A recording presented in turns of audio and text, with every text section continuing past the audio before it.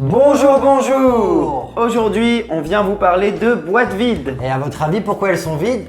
Parce qu'on a fini notre challenge. Si vous suivez un petit peu la chaîne, vous avez pu voir qu'on participe à un challenge mock organisé par le magazine Brick Mag. On est avec 6 autres youtubeurs dedans. On est avec Picos Lego Channel. Il y a Sango Lego. Il y a AF Productions. Il y a Mats Brick. Il y a la boîte à mock. Et il y a Valentin de Let's Go Studio. Vous avez peut-être pu voir notre vidéo unboxing déjà, où on reçoit le challenge de Brick Mag et on ouvre donc ce colis avec ces petites boîtes qui étaient à ce moment-là pleines de Lego. Vous pourrez en voir un peu plus si vous retournez sur la vidéo unboxing. Et ce challenge, il consistait en quoi, Cubes? Eh bien, ce challenge, c'était simple. Donc, comme on a dit, ça concernait 6 youtubeurs et le but était d'utiliser toutes les boîtes de ces pièces afin de fabriquer un véhicule volant de l'espace. C'était pas si facile parce que justement on devait utiliser toutes les pièces de cette boîte, donc c'était une première difficulté. Puis après il y avait aussi la difficulté des pièces techniques. Mais ouais, franchement ils nous ont pas rendu la tâche facile, mais bon, finalement avec le peu de temps qu'on avait on s'est assez bien débrouillé. On a mis à peu près 2 semaines et vraiment en comptant que le week-end parce que il y a on dit 2 semaines comme ça, mais ça a été 2 fois 3 heures, disons, 2 fois 3-4 heures. 2 après-midi quoi. Ouais, 2 après-midi, sachant qu'on a tendance à beaucoup parler entre nous aussi et à dévier sur d'autres sujets. Donc c'était plutôt chill comme challenge. Nous on s'est bien amusé à le faire en tout cas. On est assez content de ce qu'on a fait. Est-ce qu'on les fait languir un peu plus ou est-ce qu'on balance tout de suite? Je pense qu'on va pouvoir vous révéler un peu à quoi ressemble notre mock et pourquoi nous, on est dans la compétition. C'est vrai que ça fait déjà 2 semaines qu'ils attendent. Allez, 3, 2, 1, c'est parti. 2199. La Terre a été décimée par la dernière forme de vie soi-disant intelligente l'ayant peuplée. Une poignée de survivants fuit à la planète en quête d'un nouvel Eldorado. Près d'une décennie plus tard, un seul survivant. Son nom, Brick Mag. Il trouve un refuge sur une planète cubique auprès d'un peuple bienveillant appelé Afol. Ayant appris de leur incroyable ingéniosité, il parvient à apporter les modifications nécessaires à sa quête ultime, semer la vie dans la galaxie.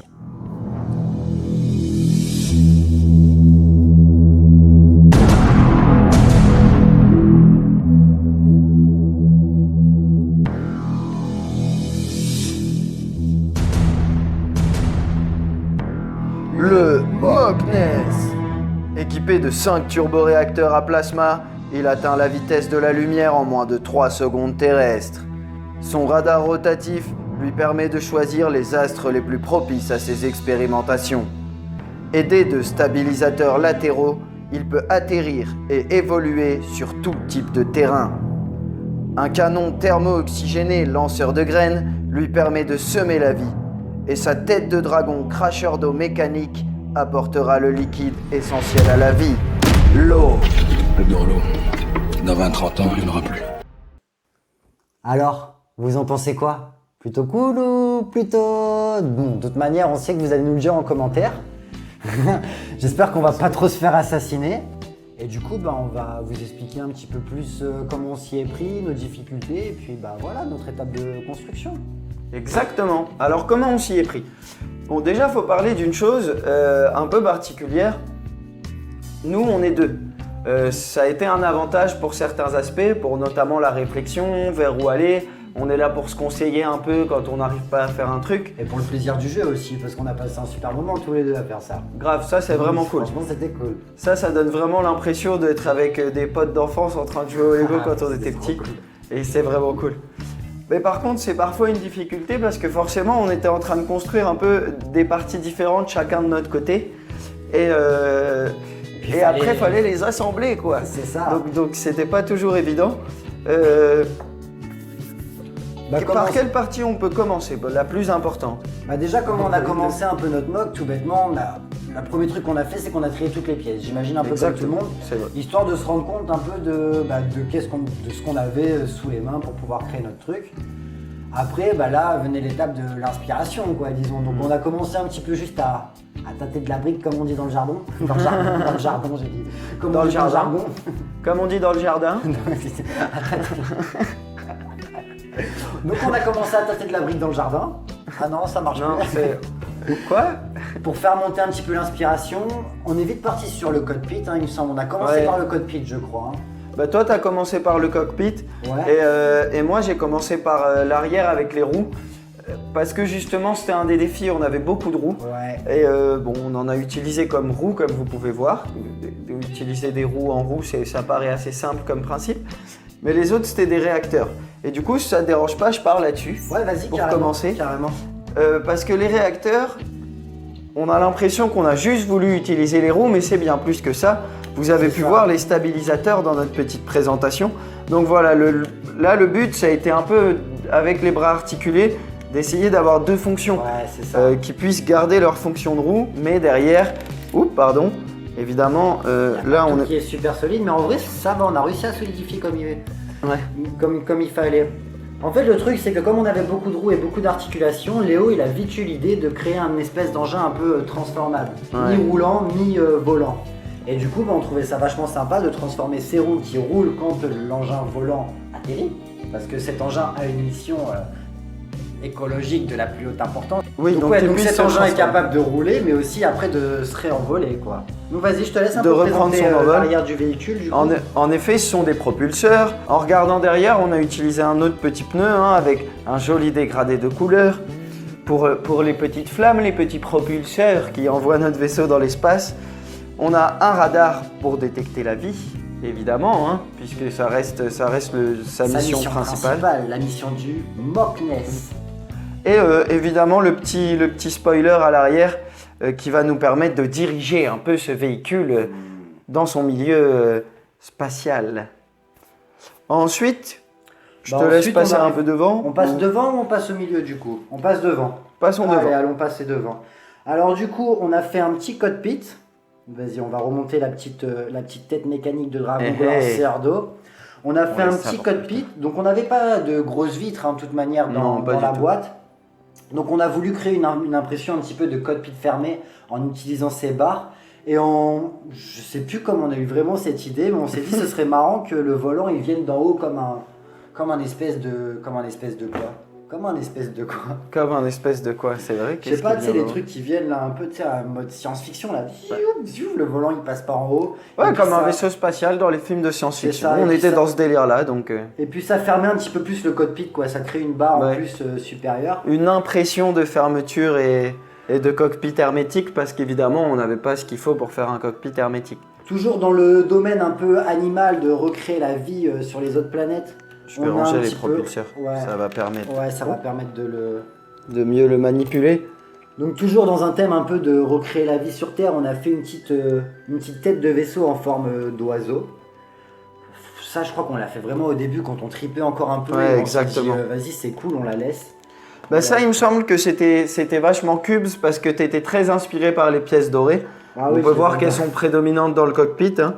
Et donc voilà, c'est simplement que c'est la première chose qui l'a inspiré. Donc ça a été la base, comme pour moi, les roues avec les propulseurs, si j'arrive un jour à les remettre, bien sûr. Ça va. C'est plutôt... La jouabilité, elle fonctionne plutôt bien, mine de rien. Ça roule bien, c'est bien articulé. Qu'est-ce qu'on peut dire de plus sur le cockpit? Donc le cockpit, évidemment, il se plie un petit peu pour laisser la place pour que Brickmag, parce que c'est le nom de la figurine de ce super-héros qui recrée la vie sur d'autres planètes, qui cherche la vie et qui essaye de recréer des conditions propices afin de relancer l'humanité sur une autre planète. Tout à fait, ce qui ne va pas être facile vu qu'on l'a dit, c'est le dernier survivant. Et il lui reste qu'une pomme à manger en plus. Après, il a plus trop de temps. Après, il a la dalle. Mais on va vous expliquer bien sûr sa solution. Qu'est-ce qu'on peut dire d'autre sur ce cockpit? Bon, on a utilisé un petit peu plus de studs transparents là. Pour créer des phares, tout simplement, un petit peu de lumière sur évidemment, même dans l'espace, il va falloir se signaler s'il y a rencontre d'autres vaisseaux. Ah oui, il y a des ronds-points dans l'espace, n'oubliez pas vos clignotants en rejoignant les ronds-points. Parce que ça m'énerve.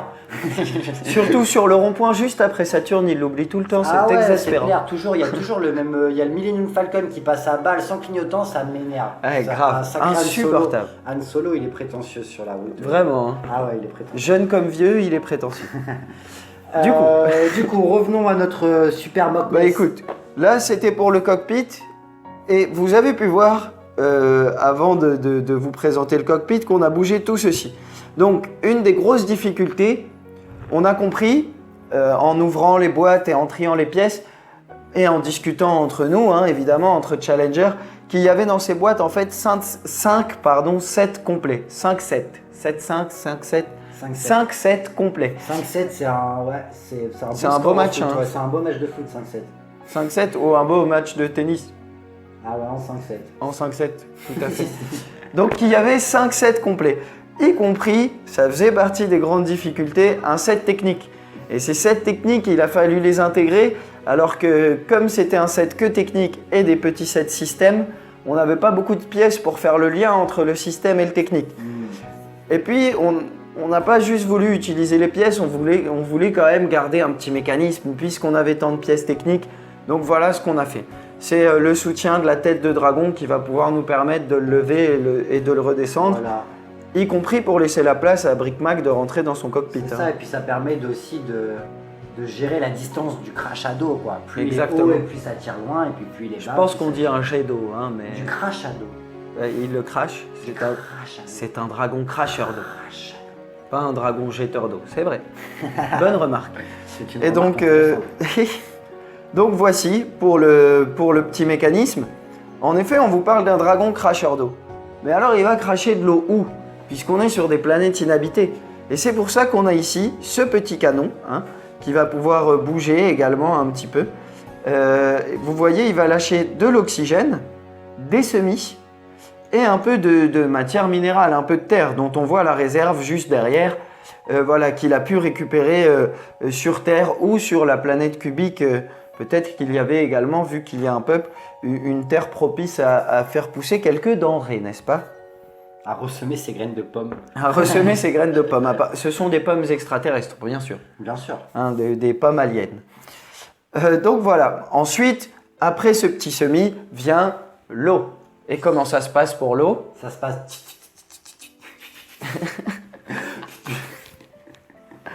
Donc le dragon qui s'appelle le roi Merlin, je crois, apparemment. Hein. Système de jardin. Non, donc la tête de dragon, un dragon vert, cracheur d'eau, qui lui vaut son nom de vaisseau du Loch Ness. Voilà, simplement.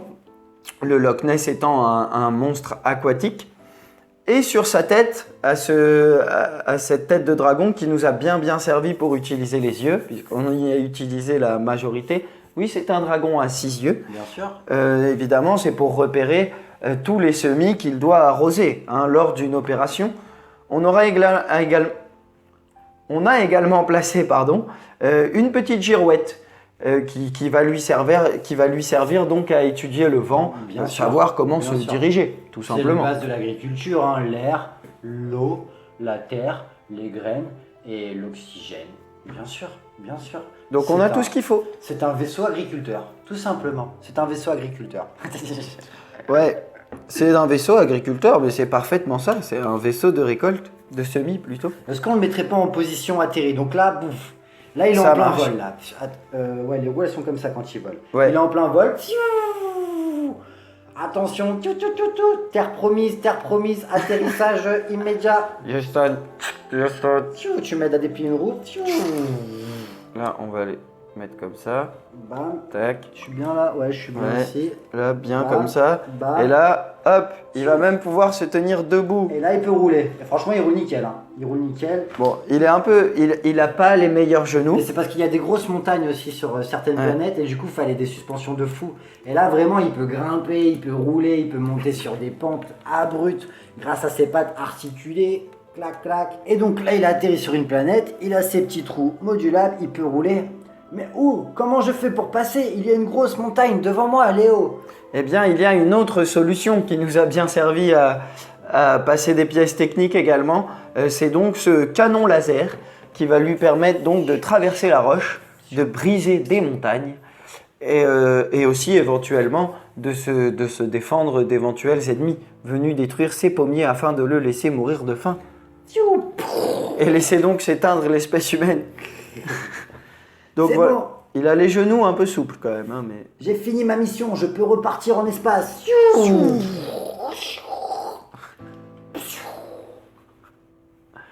franchement il est stylé notre mock, non? Cool, non? Qu'est-ce que vous en pensez? Dites-nous en commentaire, qu'est-ce que vous auriez fait peut-être pour faire un truc peut-être plus stylé ou améliorer celui-là. Enfin, mais en tout cas, on est assez content de notre réalisation. On est méga content d'avoir participé à ça. Et puis surtout, on a passé un bon moment entre nous. Et puis ça nous a permis aussi de rencontrer ces autres youtubeurs. Je pense qu'on a fait un bon tour du mock en vrai, là, non? Ouais, on a fait un bon tour du mock, on a bien regardé. Je vous montre un peu dessous peut-être. Dessous, on a finalement... c'est notre petite radar, c'est l'antenne de télécommunication qui est tombée. C'est juste la petite barre ici de télécommunication. Il n'y a pas grand monde là où il est en ce moment, donc c'est pas bon. très grave de toute façon. Et dessous, du coup, on a surtout utilisé des pièces pour consolider un petit peu plus le tout quoi, à la fin. Et puis voilà quoi. Après, c'était pas facile d'essayer d'avoir une logique dans les couleurs. Voilà, les sets qui nous ont mis dedans, les pièces avaient vraiment rien à voir les unes avec les autres. Donc on a fait avec. On a vu, au moment où on tourne cette vidéo, on a déjà vu certains des mocks qui vraiment claquent. Donc voilà, nous on espère avoir nos chances dans ce petit jeu, dans ce petit challenge qu'on a fait tous ensemble. Même si c'est pas le plus important, vraiment d'avoir participé, c'est le plus ouf. Je dis pas ça pour le cliché. On est déjà hyper content de faire cette vidéo et d'être avec tous ces autres youtubeurs. On s'est bien éclaté à le faire. J'espère qu'il vous plaît, que les vidéos vous plaisent en tout cas. J'espère que le concept vous a plu aussi, parce que si vous dites que si vraiment vous bombardez en commentaire que le concept vous a plu, peut-être que BrickMag aura envie de retenter l'expérience avec nous ou même avec d'autres youtubeurs, ce serait cool aussi. Grave. Même si on n'est pas concerné la prochaine fois, ça nous ferait plaisir qu'il y ait un challenge comme ça qui soit réorganisé. Donc vraiment, n'hésitez pas à le dire, Si seulement le challenge BrickMag pouvait devenir le Lego Masters de YouTube, ce serait la classe, non? Imaginez avec gros budget et tout, waouh, truc de ouf. Mais je pense que dans ces cas-là, on ne pourra pas continuer à juste sortir des mocks. Ah ouais, non, là, faudra vraiment réfléchir sur studio, etc. Mais en tout cas, je vais rajouter une petite chose, c'est que nous, on n'est pas des moqueurs vraiment. On fait pas tellement de mocks, nous, dans notre vie de tous les jours. Mais du coup, nous, ça nous a donné un peu l'occasion de se poser et de se laisser aller à triper comme ça. Certes, on avait un cahier des charges, dirons-nous, où on devait vraiment utiliser toutes les pièces et une liste de pièces à utiliser. Mais ça nous a permis de partir un peu dans ce délire-là. Et franchement, moi, ça m'a bien inspiré à faire un peu plus de mock, peut-être. Ouais. Carrément. On s'est même dit avec Léo que peut-être on allait se faire un challenge entre nous de réutiliser ces pièces-là. Ou... On verra, mais ça, il faudra s'abonner à la chaîne pour voir un petit peu le futur de la chaîne. Exactement, s'abonner à notre chaîne et celle des autres aussi. Comme ça, vous pouvez voir ce que eux feront de leur mock. Carrément.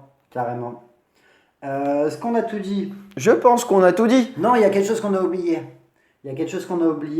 Pendant la vidéo unboxing, on a fait une toute petite erreur. On a cru que si on gagnait le challenge, on pourrait faire gagner un abonnement à l'un de nos abonnés. Sauf que c'est bien mieux que ça. En fin de compte, qu'on gagne ou qu'on gagne pas, on pourra faire gagner un abonnement à un de nos abonnés. À vous donc. Donc, on va vous tenir au courant dans les prochaines semaines de comment ça va se passer pour ce fameux gain, enfin ce fameux lot, On ne sait pas exactement qu'est-ce qu'on va organiser autour de ça, mais en tout cas, ça va très vite arriver. Donc voilà. Ouais, pour l'instant, on n'a jamais fait encore de concours avec nos abonnés pour leur faire gagner des trucs. Et d'ailleurs... Mais ça va arriver, on y réfléchit pour les 333. Parce que 333, c'est un tiers de 1000, donc c'est cool. Ouais, et comme on ne peut pas faire de tiers d'abonnés, du coup, à 333, c'est là où on va s'arrêter. C'est bien, ouais. Mais n'hésitez pas, vous qui suivez sûrement plusieurs chaînes YouTube Lego, n'hésitez pas à nous donner des idées sur ce qu'on peut faire comme concours pour vous faire gagner cet abonnement. Parce que voilà, il y a plein de possibilités. Nous, on pense à quelques trucs, mais si vous avez des idées qui sont meilleures que les nôtres, on se fera un plaisir de choisir vos idées. Donc voilà, je vous recommande d'aller voir les autres mocks, les vidéos unboxing comme les vidéos où ils révèlent leurs mocks. Tous les liens seront en description de la vidéo de toutes les chaînes, de toute manière. On va juste vous rappeler un petit peu qui participe avec nous. Donc on a Picos Lego Channel, Sango Lego, La Boîte à Mock, Mats Brick, AF Productions et enfin Valentin de Let's Go Studio. Donc n'hésitez pas à aller voir leur chaîne, les liens en description. Nous, on vous dit à plus tard, abonnez-vous à notre chaîne, cliquez sur la petite cloche si vous voulez voir un petit peu la suite de tout ce qu'on fait. On vous laisse là-dessus. À la prochaine. Yes.